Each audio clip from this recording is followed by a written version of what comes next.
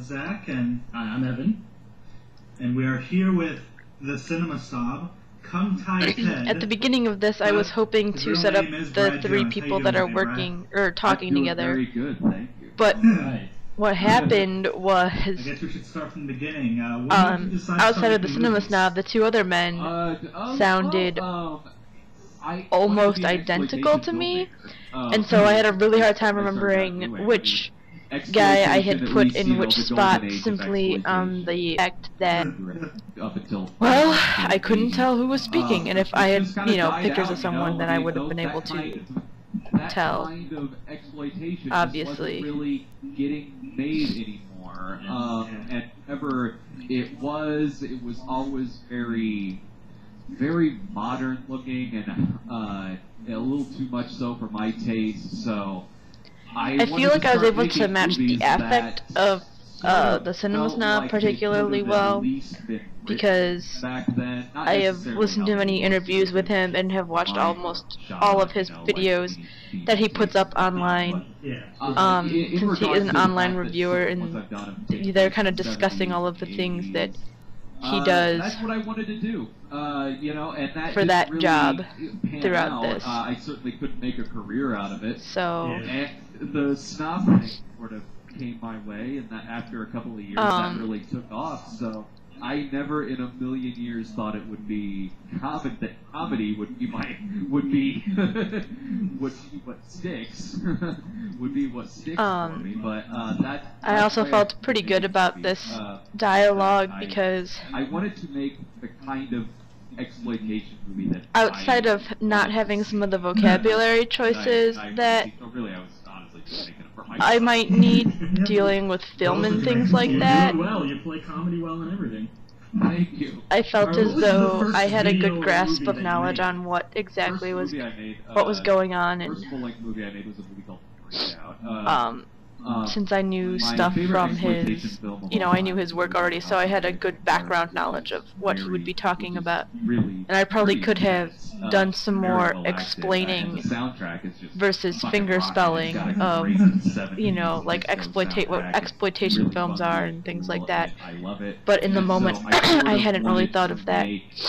A thriller that was all sort of located in a house that took place in the 1970s. Again, I feel like I'm more transliterating than I am, I mean, it's not a ripoff of the other movie at all. In fact, the movie Breakout is actually based on a true story about a serial killer who than I am interpreting, but in the 70s and then went nuts and tried killing like I said, that's usually because I've that was just the first one I come did. out of my transliteration, because then I'm not necessarily thinking ASL, ASL, ASL, because ASL's always been so easy, and now all of a sudden it's gotten more difficult to produce, which is a little annoying, as I'm sure you can understand. That was the first one that I did, and then I liked doing it so much that I made a few more movies. I was able to keep my non-manuals down a little bit more in this one in my makeup. The sounds that came along with them, which was definitely a focus of mine. Really big so soundtrack. I was pretty excited about that. If you've ever seen any one of my movies, you'll notice that they're just such as with much the soundtracks, be it like without going movie Breakout that's got a 70s things like that. Soundtrack, or So I just movie called that was got a shit ton of 80s that was music. enjoyable. I feel like I was able to explain the styles of movies he was making a little better. On DVD, I would get my ass sued off. I had a few silent production errors, like produce or like hand out. I signed like smooth instead, which is not the right word, I very much could have or the word that I was, thinking of. I So, didn't really want to, and I mean, oops. if it got to the point where like, okay, I gotta start making some money on this, then yeah, I wouldn't take the time out to do that. But before that ever happened, Cinema Snob thing came around, and now Again, I don't really even with my mouth is moving a lot more until I decide to use a non-manual with the English words. Yeah. So that's something that I definitely need to pay attention to as well. Keeping my mouth less with English words and more with ASL, mouthing morphemes and things like that. Obviously, and this is not like a professional production of anything, so it's not very censored, so there were a few curse words that I chose to add or omit within this. Very, very funny to me whenever, like, you know, mainstream movie critics like here I had a really hard time explaining how the Cinema Snob came up with what he wanted to do and why. I guess I could have, you know, I could have done it better, obviously, and I've since doing this thought of words and explanations for it, and so I'm probably going to revisit some interviews of the Cinema Snob because they're mostly done in a question and answer type format, which is easy, helps me to focus on things like non-manuals, explaining the discourses of ASL and things like that. So and all that stuff. I'm hoping to be able to focus on that more while using things that I have a basic understanding of and not get caught up so much in just putting something out for a message that isn't necessarily clear, especially for someone who is strictly ASL. That I did like years ago that was pretty fucking so bad. Yeah. So it's like, of course I know it's bad. I'm the one who made it. How it's bad, it's me.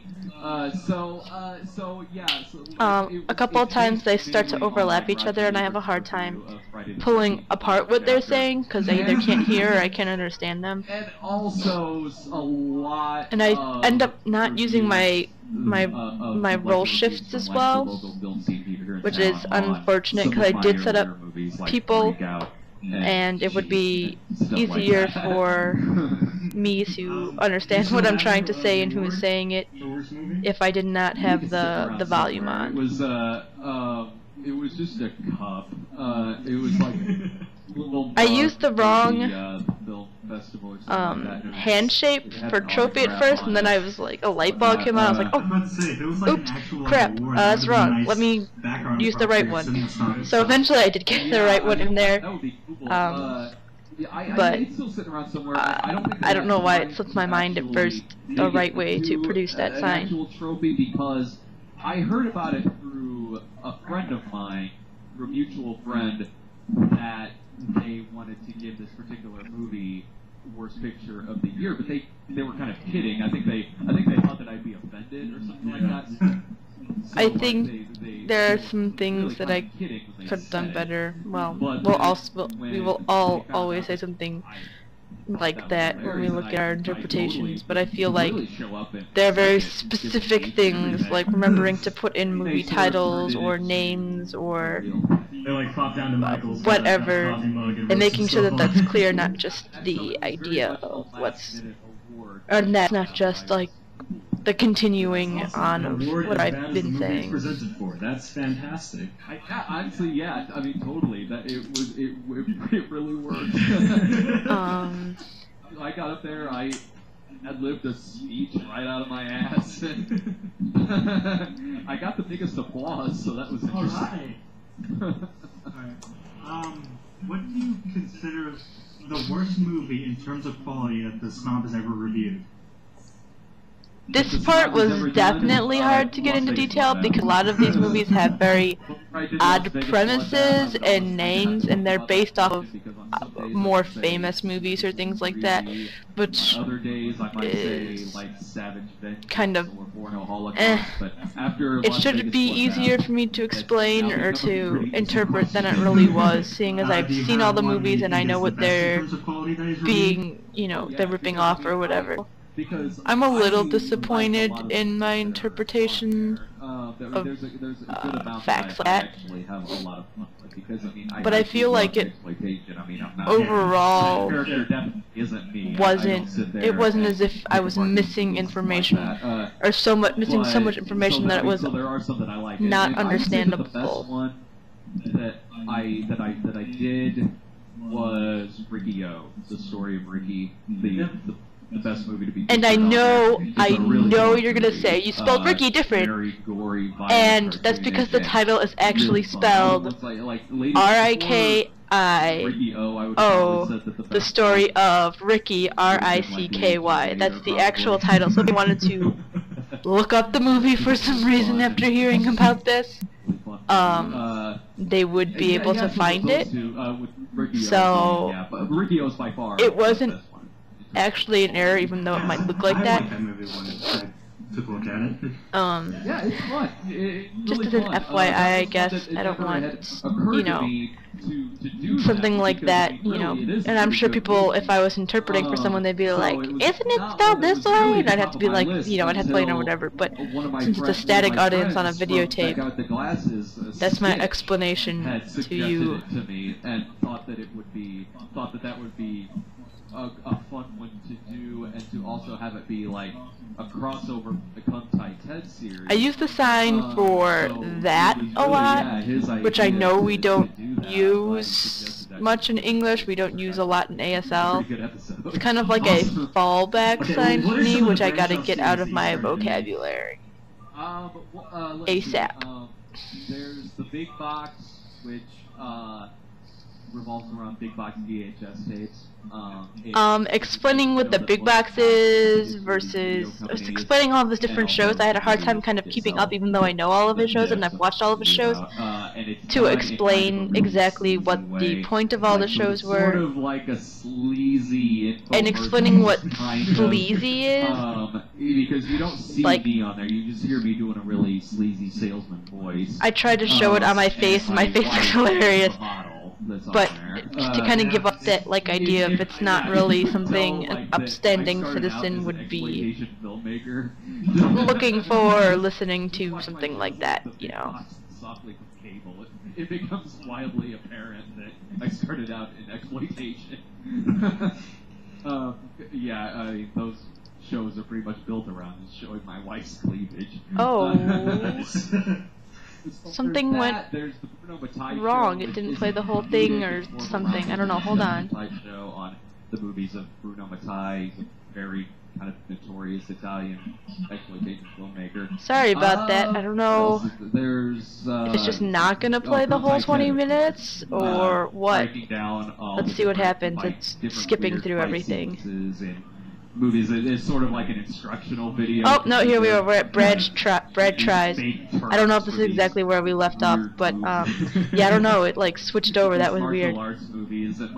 Anyways, we're still explaining different shows that he's using, and there's like Brad Jared. I feel like just a collection of if I had set up what exploitation films were better, the rest of this would have made more sense to most people who had not known what they are, and using the word would make more sense. That show's kind of come into its own, really. It was something kind of started as sort of a lark, you know. But yeah, once I did they all laugh at Skinamax, and I guess explaining why they would be laughing at it would probably be a good thing, but at the time, I guess I just hadn't even thought about that. I was just kind of laughing along with them, like, yeah, it's Skinamax. Most people kind of know or have heard about it, unless they're really young, and then they don't need to be knowing what Skinamax is, really. You know. It doesn't really fit along with the rest of them. So then, exploitation, those are pretty exploitive. Like, they're talking about all of his different shows and like every show on there, and how he's gone about making his videos, why he chose to do what he's done for videos, things like that. Martial arts movies with Softly from Cable, this new show that I started, the Skinamax movies that I. Oh God, those were fucking great. Oh my God. And you know, I would ask you what the worst snack on a. Now they start talking about Crystal Crystal Pepsi. Bugs, oh my god. And this guy loves Crystal Pepsi, like disgustingly loves Crystal Pepsi, which always has cracked me up. So he's talking about the story of when he got this disgustingly old bottle of Crystal Pepsi and how it tasted and how it looked, and I feel like I did a decent job of explaining exactly what he was saying. So I would say this is probably one of my higher or better jobs interpreting in this interpretation. Sorry. So it really does kind of go along with the other shows. This coming up, we've already shot it. In a couple of days, I tried an 18-year-old bottle of Crystal Pepsi. Nice. How'd that work out? Oh my god. I love need to say. Out. Crystal Pepsi was out. I loved the shit. I thought it was fucking great. I ordered an 18-year-old bottle of it last Sunday, and in this particular, we shot it last Sunday. It's going to be put on the site in a couple of days. I feel like I really matched the affect of what he was saying and how just disgusting the soda was at the end of the tasting of, you know, a 2-year-old or an 18-year-old bottle of Crystal Pepsi. Most people would not want to try that on their own. This bottle of Crystal Pepsi, you know what I mean? Like, most people would not eat that or drink that. Bugs or Crystal Pepsi. Maybe this will be alright. Who cares if the bottle says no preservatives? I smelled it. It still smelled like Crystal Pepsi. You could still smell the Crystal Pepsi in there. But then when I tasted it... There goes my wonderful non-manuals again. Hell. No carbonation in it whatsoever. Completely flat. Like, it tasted like... And they're discussing the idea of how everyone knows a Crystal Pepsi, basically, regardless of knowing or having it ever. 18 years ago, this used to be Crystal Pepsi. You still get that, but so that was pretty funny, I guess, in a way. It's kind of like, we all know. Let's just leave it at that. Crystal Pepsi, awesome. People are mentioning it more and more every day. Yeah, I would absolutely love that. Ah, that slapping sound. I feel like I'm gonna give someone a pimp slap or something, like, get out of here! People born past 92 and 93 when that stuff was out, they know what Crystal Pepsi is. Well, yeah, I mean, I was born in '89, and I was 3, like, when they stopped producing it. I had no idea what it was. And growing up, everyone talks about it, so I know what it is, and I would love to try. The name of the website of it's that guy with with the glasses. People like me, who I was about 11. I probably should have spelled it out, since and I remember it. I mean, I got it. It's a title or whatever, but I thought it was delicious. it was quicker and easier to just say that guy with the glasses. So that's really what it tasted like. And caffeine-free Pepsi doesn't taste that much different than regular Pepsi. Yeah. So And here they're talking about copyrights and I thought it was really good. I loved it. stuff because of how he, you know, got his own and whatever, and it's kind of To get on a little more, something you would expect more in the beginning of the interview, but ended up somewhere in the middle, more or less. In your own website. That was a blessing in disguise, is what that was.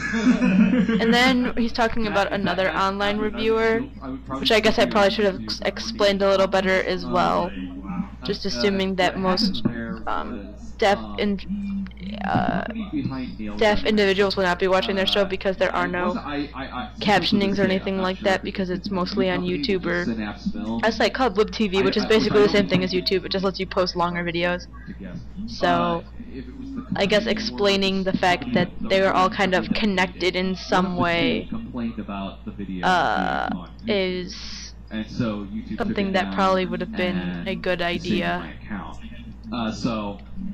I'm sitting there like, well, fuck. Well, that was. And so then he talks about how he needs more shows, and in reality, he's added a million like offshoots, sub shows from what he's been doing, from what he started with, and they're all that was pretty cool for me because pretty good. I'm a huge fan of his show too, so that was. And that I guess is the end. I had no idea that he because yeah, that's 20 minutes. I actually went a little over with the video, so gave me some advice. I know it's a weird cutoff point, but I was like, oh, geez, 21 minutes, gotta stop. Overall, I felt that that was a better interpretation than my one with Christopher, but and then again, who knows? I just I felt more confident doing it that way. So, yep. Had gotten everything transferred over to the website, and once I had created new shows, because I had to create new shows, because I couldn't just have the Cinema Snob be on there. I mean, it would only update like once a week at the most.